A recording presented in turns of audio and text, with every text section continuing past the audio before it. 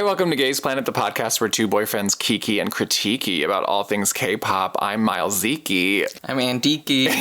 And well, Kiki, it's from the island of Waikiki. Wait, was that a thing? Kiss my ass and my anus because I'm finally famous. That's Ew. Nicki Minaj. Oh. In her best rap. So today is the formats you know and love, but it's a little bit in a different ratio. We're going to go to Gay Watch. We have multiple things to talk about. We went to 2 concerts. We're watching a show. So we're going to spend some time there. We're going to have a new Gaybue because we have to talk about IZNA. We're going to go to Comeback Corner, one artist only. Everyone else found dead. And then we have like a closing question that's... I don't even know how to describe it, but we have a bigger closing question today that... There's a lot of questions about the closing question. There's emotions about the closing question. Yeah, but let's get into it.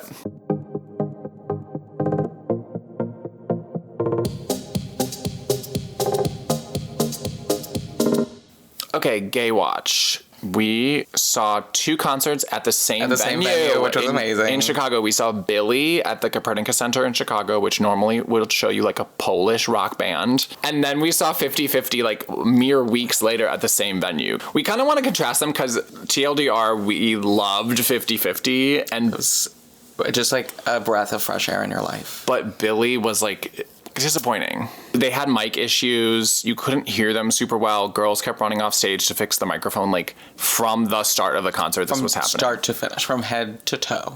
So the concert just had like delays. It went over time, which we've never really seen with K-pop. And I think this was the first K-pop concert where near the end, it felt to me like it was dragging. Like I was like, I thought we were there for 4 hours. I like was looking at my watch at the end, being like, I kind of am done. Like, but that was the first K-pop concert that I felt that way. Was Billlie. And I feel like you could tell that they realized like this is dragging, but we don't. We don't have control, so we can't do anything. We're like obligated to do every section. They got in the car at the first beginning of the concert and the wheels immediately fell off. Yeah. Yeah, like that's how that Billlie concert felt. I mean, my highlight was that they were like, guys, we haven't had deep dish pizza, but we had thin pizza. Yes. And I was like, yeah, the food tastes evolving. That's what Chicago actually eats is thin crust. So we were like screaming. And then Suki was like, and I had the hot dog. And we were like, yes! Like, yes. And then 50/50, I mean, going on to 50/50, they did it one better where they were like, we've heard Chicago's famous for deep dish pizza, but also the Chicago hot dog, but also Italian beef. And we were like, yes! Because like Italian beef is such a Chicago thing and it's never known or called out. Yeah, it is not outside the borders. Well, I would say that after the VV's concert, the 50/50 concert was probably the tightest thing that we have seen. 50/50 felt like a very well thought out concert. Like, yeah. They don't have a lot of music, but they did a covers portion that they turned into a storyline about heartbreak. And they like introed it and then outroed it. And they were like, kind of gave it a thread of like, each of us is going to do a solo cover of a Western song, but here's the story of that. And they put a set onto the stage with a vanity, a couch, a table where you could write letters on. Like they made it into like a little musical interlude. I had to compare it not just to Billlie, but to when we saw when we saw Even. Mm-hmm. Which was like, we're just going to do a talent show on a stage, basically. Yeah. And 50/50 didn't have much more to work with, but they were like, let's use the theater lights and actually program them. The best point is there's like dark blue lights. There's one girl in the center. Everyone else is crouching. And then there's no light and a white light flashed on her. And I was just like, this is a rock star moment we have never seen in K-pop. Because normally it's just like, there's red and blue lights flashing behind. Or there's just like a computer screensaver and they're dancing in front of it. But this was like, let's make this girl a rock star. Okay, that we're going to spread the microphones out across the stage. And behind each girl, it's going to be a different color. And they're singing the Spice Girls. So they're the 5 different... Yeah, like the personalities. Spices. Yeah. No one else has thought about that in these shows. Yeah, I agree. It usually feels more like an afterthought. I will say my only critique was the audience sucked. The audience didn't suck. The audience was 7-year-old girls and their parents. And it was like maybe 12 gay men in the audience. Yeah. And we were the only one cheering. I think the real fans were like in front, but we never clapped as a group, which feels crazy to say that. We never clapped as a group. For 5 of the songs, people were sitting down. 5 of that musical interlude part in the middle, everyone was seated. We stood up, and I felt crazy, but I was like, I'm not gonna sit Chanel down. pointed at us. Did she? Yes. Well, later they said to everyone, like when everyone stood back up, they were like, thank you for standing. And I was like, yeah, guys. Yeah. Highest level of talent for lowest amount of fan energy. Yeah. Yeah. I was embarrassed for Chicago. Yeah, so I would say go see 50/50. Run. When you can. Do not miss them. Billlie, that's a skip for me. Okay, we want to talk about the show we're watching. We're watching Universe League. That's the show you guys should be watching right now. It's a boy band show. It's the boy sequel to Universe Ticket, which we loved. And it's basically like the same kind of twists and turns idea that Universe Ticket had, but it's sports themed. And it's great. It's a little bit like The Voice. Like, there's 3 big teams, beat, groove, and rhythm, and they each have like team captains. So it's like 3 guys from NCT, Chang Sub from BTOB, who I didn't really know. He like looks like he's like 49, but he's actually 32. Yeah, life was cruel. And then the team beat is Yugyeom of GOT7, and then El Capitan, who's like this weird pirate lesbian cyberpunk shy man who is a songwriter. He's a team captain with Yugyeom. Like, they each have their own crew. It's like The Voice, where they got to watch auditions and then they got to select people they wanted onto their team, and then later select people they wanted onto the bench, which is kind of like the B team. But that's the show is just amazingly designed. Like, we watched a little bit of Starlight Boys. I cut this from the podcast when we talked about it, but we watched a little bit of Starlight Boys, and that just looked like Boys Planet on a budget. But this is so just like the logos, the team logos, when the digital flags like drop. It's just so well thought out. There's people from Boys Planet on it. There's people from the unit on it. It just seems like a tight ship that's been thought from like start to finish. There's only 42 people, which means that they can just do 6 teams of 7 from the get-go. Everyone is able to keep up, but you can tell like who's better and who's worse. But on Boys Planet, they'll just cast a butt in a seat and then tell you to do crazy choreography. Yeah, I would highly recommend. It's all on Dailymotion. Very few ads. Like very short ads. It's very watchable. I'm just hoping they make 6 groups of 7, and I want all my boys to debut. Even the one who learned to dance last month. Okay, let's go to debuts. IZNA. Our girls did it. IZNA. IZNA is here. These are the girls. IZNA is meh. Oh God. We'll get to it, but these are the girls from Island 2. We recapped it. Maybe you listened. Give it a listen if you didn't. But these are the girls that came out of that. And I'm not mad. I'm not like put it in my playlist, but I'm not mad. Like, their song's called IZNA. The group's called IZNA. That's the trend right now. I think it's smart. I'm like, why not just really get your name out there?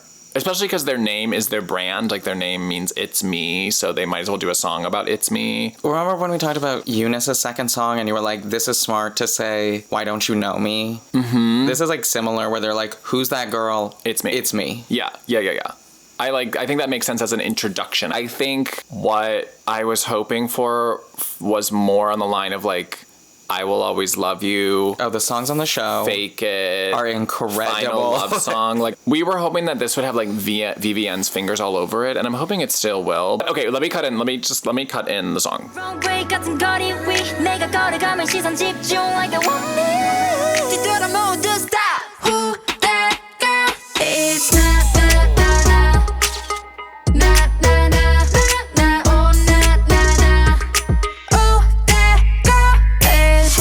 The song is kind of flat. They're not doing a lot up or down in the pitch of the song.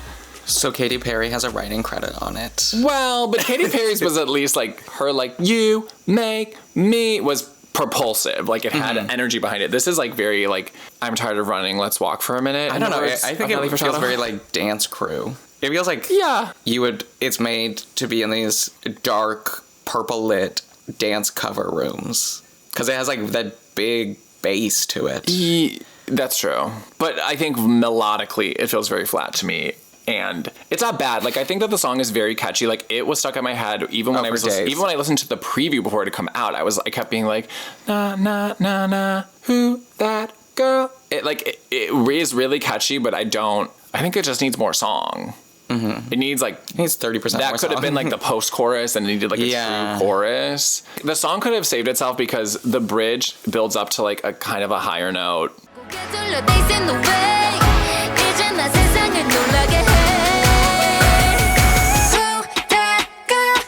When they come out of the higher note, it's like pulls back. It feels like a fake out where like the whole song cuts out and they're just like, and I was like, okay, that's the fake out. But then you drop the whole song back in and it's even bigger than it ever was. Then you have Jungin being like, I'm not that girl. Like, you have the big diva moment over it. Like, that could have sent it home, and then I would have been like, oh my God, yes, this is what we wanted. But like, it just goes home on like a whimper. Because I know that they can give me Fake It, which is going to be one of my top songs of the year. I'm obsessed with Fake It, and I need it. It's so good. Because I know they can give us that, and I Will Always Love You. It's like, this is going to be some sort of a letdown, but I think it's like just enough for a debut. It's better than Meow. Okay, let's go to Comeback Corner. Yeah. Meow.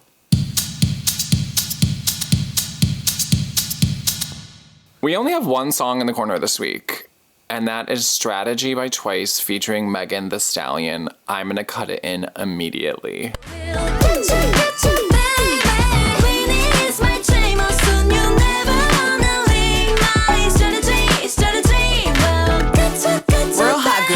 Do you like that? When I smack it and you watch it bounce right back. He really lost it when he saw me do the right left. I'm a man eater, you were just a light snack. Yeah, this feels like Twice is finding new ways to be fun. We watched the stage and we watched the video, and Twice has really just splintered into like the hot girls and the regular girls, and Jihyo being like, no guys, I'm a hot girl too. I am a hot girl, okay? I'm over here with them. Okay, who's the hot girls? Sana and Chewy, who I can't tell apart. Okay. Mina. Yeah. Momo, original hot girl. Oh yeah, sorry, Momo. Okay, and then the wholesome girls. I think the other girls are like wholesome dorks. I think of them, they're girl next door. Yeah, girl next door. Nayeon. Dahyun. Jonghyun. Dahyun, who just looks like anyone's cute sister. Chaeyeon, who looks like a forever 12-year-old. Chaeyoung. Jihyo. Straddling. She's trying to be in the hot she's the mom driving them around. Yeah, she's trying to be in the hot She's group. like, I'm the hot mom. But Sana is like, okay, Momo is like of the hot girls, like Momo is cool. Momo's cool, and Sana, and you guys, I mean this in the most loving way, but Sana, the energy is like, fuck me now. Like, that is, she's just like bedroom eyes. Like, she feels like a walking porn to me because she's dressed in like a cardigan, but it's like a slutty cardigan. Like, it's like negligee cardigan. She's like slutty librarian all the time, and I'm like, she just feels so porny. My mouth is a cupid bow, ready to accept anything. It's like drooling. Like, she's just like, Sana is just like ready, and I think it's so funny. We don't think that Megan Thee Stallion was in the video, like with Twice. I think it was just really good CGI. They never touch. The video, they're only together when they're on a purple couch together, and they're all like vibing. But for a full 2 seconds? Yeah, and you're right. They don't touch. As the thing was progressing, I was like, if Megan Thee Stallion is in this, she's going to be doing a simple move, and they're going to be her backup dancers. I would kill for Megan Thee Stallion backed up by Twice, like in just like some choreo formation. I feel like they all would kill for that. It'd be so good. I love Megan Thee Stallion. You guys, I would listen to her, but I don't have a car. You love Megan Thee Stallion, but tell me 2 songs. Body and Strategy by Twice featuring Megan Thee Stallion. My original dream for this, when I heard that she was going to do this with Twice, I was like, okay, dream of dreams. Megan Thee Stallion writes the raps for Che and Dahyun to do, and they all rap on the track, and not even next to each other necessarily, but I was like, what if they use her expertise on the Twice rappers? But instead they were like, we will not have them rapping anywhere close to you. But Che gets to sing, and I love her singing. I love Che singing too. I like Dahyun singing too. I like her voice. Oh, my one thing about Strategy is I wish that there was a Korean version. I do think listening to it, Twice is never going to be perfect at English. Like, they're just not. They're never going to say all of it perfectly. Didn't even know. So it's hard. Didn't even know that. Yeah, Annie did not know that it was being sung in English when we were listening to it. And I'm like, they're not like the English group. That's not them. So I wish there was a Korean version. I did write English Queens on the YouTube comment. I said invented English. Did you? No, invented ESL. Okay, let's go to our closing question. Okay, so our question this week is KG has left the building. VCHA. She left in May, and there's been a cover-up the whole time. And December 6th, she sued for release of contract. I think she was probably this whole time being like, please release me, maybe, and then has finally sued for release of contract. And then she posted about it as an Instagram story. It's like a big text story. She's like, I filed for release of contract. I think people, like, there's abusive staff here. This was a terrible, like, training period. Did she say this? That somebody attempted suicide, and somebody got an eating disorder. And then she's like, but I love JY Park. This has been an amazing global opportunity for me. Thank you for the incredible training that I just shaded, but now I'm also thanking you for. And she's like, and I'm also want to produce my own music, but I'm trying to save K-pop. Bye. Like, it's a little bit all over the place. I think if you read it a few times, it feels more like there was abusive staff members. Yes. And she's not saying, like, JYP, the whole brand is bad. I think it's a lot more like... It's nuanced. Yeah, it's nuanced. I think she's being nuanced about it, which is good. She's saying, like, look, the staff made our lives a living hell, but I still, like...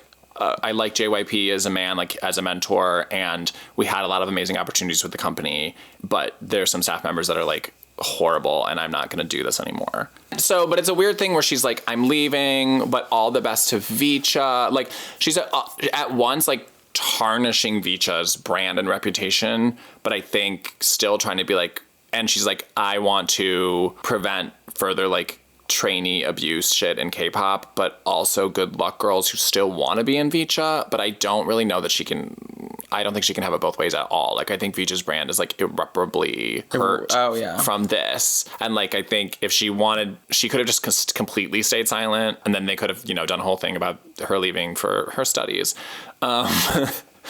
But this way, it's like, okay, you can't have your cake and eat it too. Like, either you want to save the K-pop training industry, or you want to go wish good things for VCHA, but you can't have both. Also, she's one of the two main vocals of VCHA, so I feel like they're fucked either way. Like, without KG, I'm like, how can they even sing Girls of the Year? Baby, tonight, like I dream. Oh, I bet you never thought you'd see Girls of the Year. Yeah, that's we. Something that you never thought we'd be. They have my vote to silently bring in somebody else. Yes. Even if that person speaks zero English and is just a trainee from Korea. God, if only Gina was still available, they could have just brought her in. Like, that almost could have fixed it. If Gina was still available, you guys, I know this is, like, deep in the A2K weeds, but she was a girl that didn't make it into the group and then immediately left JYP and started doing, like, bad music videos. Moment that the show ended, she posted a video on YouTube that was called Freedom. But if they had been able to keep Gina, who's half Korean, half white, speaks both languages, speaks French, and is a good singer, and then brought her back in, and then they could have been, look, fans, you loved Gina, and she's back. I know it sucks that KG left, but we have Gina. Like, that would have been amazing. But they could do, like, a Cat's Eye Yoonchae, where Cat's Eye just randomly has, like, a Korean member, I guess, because Cat's Eye is, like, global, and they could have just brought in a Korean trainee, and that's a good singer. Yeah, I'm still not doomsdaying. People were doomsdaying VCHA when they thought it was just, like, a problem of Kaylee on hiatus, and they're like, VCHA's over, and now it's so much worse than that, but I still think they put in too much money, and I'm sure there's still girls in VCHA, like Camila. I don't think it's going to let this go. Yeah, and like, I think that she still wants this. They have two different record companies behind them. I don't think those guys are going to be so quick to throw in the towel. It was just a big bummer because JYP's my favorite company. JYP has always felt more human, and they've always felt more humane compared to, like, SM Entertainment, which always felt like a robot factory. And, EXO lost all those members, and they were like, I can't live like this. JYP always felt like they have the organic cafeteria, and we're not going to do trainee debt anymore, and, like, that they were really trying to be a more humane K-pop. So to hear that they're still, like, not letting them sleep or giving them water or not feeding them, like, sucks. Just, I was like, fuck, no one's good. Yeah, I feel like we were gutted. But the silver lining, there's nothing I love more than a recalibration. Like, I like when they are forced to reconfigure something that was never meant to be reconfigured. So, like, a new VCHA with, like, less people is intriguing to me. I mean, it sucks. Like, KG was my favorite, but I'm like, okay, well, it's going to be something, like, different at least, so I'm intrigued. But I agree. Let's just throw in some Korean girl that can fucking belt and... Yeah. Well, that's the episode. To end on a warmer note, you can follow us on Instagram at Gays Planet Pod. So we're gonna leave you on this. I think this is one of the best K-pop Christmas songs. This is a song called 1225 Wishlist by FX. It's just like a good ass song that happens to be a Christmas song. We're gonna leave you on that. We'll be back in the new year with the song that slayed mama, our top 5. Fighting. Bye.